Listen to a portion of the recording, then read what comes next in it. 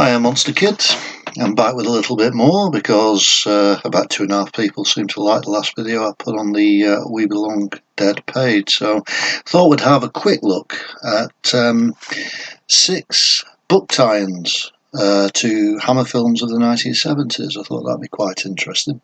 I used to work in Manchester city centre when I was about 17, 18 years old, and used to spend a lot of my lunch hours looking through the second-hand bookshops and the Corn Exchange, the Paramount Book Exchange, which used to be brilliant. It's still there, not great now, but back in the day it was fantastic. And the first one I'm going to pick, because I've got a bit of a love of the underdog, is this bad boy, The Lady Vanishes. Look, now it gets a bad rap from a lot of people really who don't seem to like it that much, and a lot of people seem to just ignore it altogether, often claiming that the original run of Hammer films ended with To the Devil a Daughter, which clearly wasn't the case. This was 1978, I think. Now, a rank film, it says on the front, but in small print on the back, it does say a Hammer film. I do like this. Obviously, it's always going to pale in comparison to the Hitchcock classic. But at the end of the day, you know, everybody was doing it. Robert Powell was in the 39 Steps in 1978. 1979, he had Skinchilder's The Riddle of the Sands, starring Michael York, Simon McCorkindale, the shouty one, Jenny Agutter, the gorgeous one. And there's quite a lot of these, I presume, probably kicked off by Murder in the Orient Express being done in 74, all-star casts based on old thrillers and adventure stories. I thought this was pretty good. Not everybody liked Elliot Gould and Sybil Shepherd. They were idiosyncratic performers. I think it worked really well, and I enjoy that, and it's not one that you see about that often, so quite glad I've got that.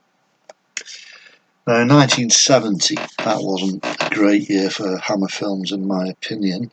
I mean, the 70s were great for Hammer, don't get me wrong, but 1970 not so. So it is nice to see that at least some of the tie-ins were fairly classy affairs. This Fontana edition of about half a dozen short tales by J. Sheridan Le Fanu, including Carl Miller, of course, presented as the Vampire Lovers, and there's Peter Cushing doing what he does best, and Ingrid Pitt waiting to take the steak. It's wonderful. Now, I remember buying this on my lunch hour and taking it back into work, and one of the ladies I was working with said, "Oh, what have you bought?"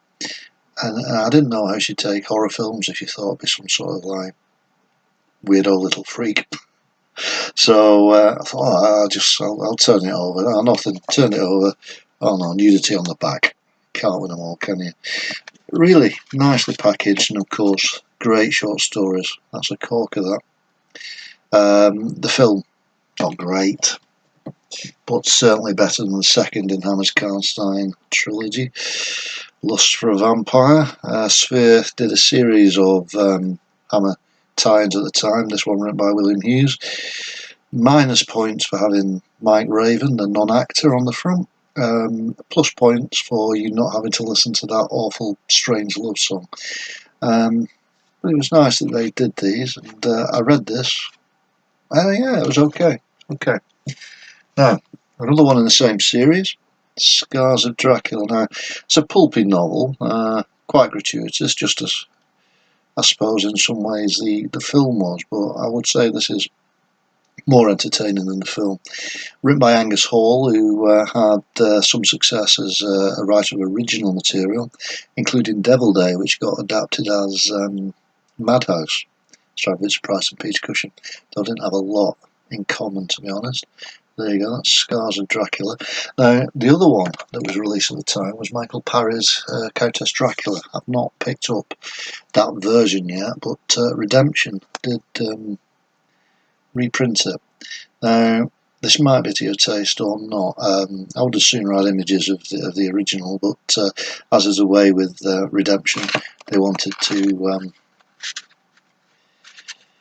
give it their own particular look. So there's a lot of moody Quite beautifully taken black and white photographs, quite gory and sexy and all that. Plus points for me with this one is that there's an introduction written by Michael Parry explaining how it came about that he did novelise the original, so that's quite a nice touch.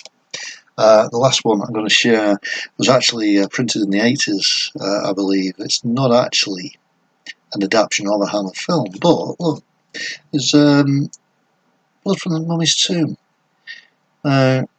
It's a series called Flesh Creepers, which Beaver Books released for children.